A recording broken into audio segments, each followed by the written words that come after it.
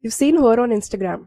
She's the one who keeps saying that I just get along better with guys. Girls are too much drama. She doesn't wear makeup because she's not like other girls. She hates rom coms, brunches, astrology, and basically anything that other women enjoy. Yes, you guessed it right. She's the pick me girl. And she's become the internet's favorite villain. But let's pause for a second. Because what if this is not just about this whole pick me behavior?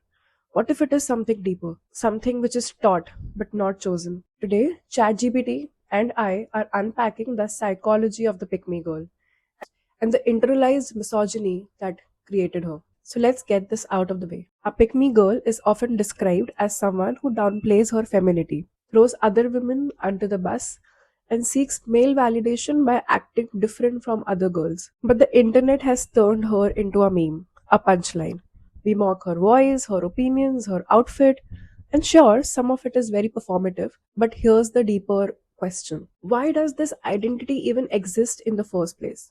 And why does it work socially, romantically, and even professionally? Let's put this on ChatGPT and understand the psychology of a pick me girl. Alright, so ChatGPT reacts. Number one, internalized misogyny, the root system. Internalized misogyny happens when women absorb the same sexist beliefs that society uses to limit them and turn those beliefs inward or against other women.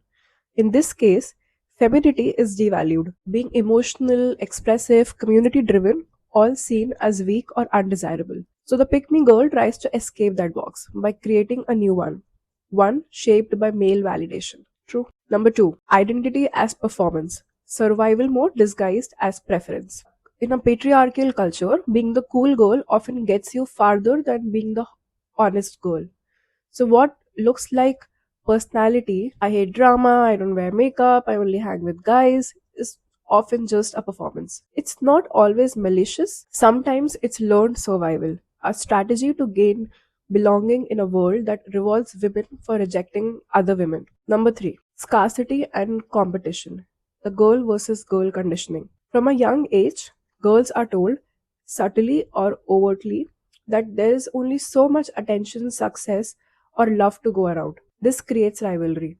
So instead of trusting each other, we compare, compete, and criticize. So the pick me girl is just not looking for attention. She's responding to a system that taught her it's either her or the other girl. Alright, that was ChatGPT. And yes, all of this just makes so much sense. It's actually all the conditioning and how we are framed, how our thoughts are framed that make us behave or act in these sort of ways. But I think we've all had our pick me moments. Moments when we distanced ourselves from other women just to feel superior.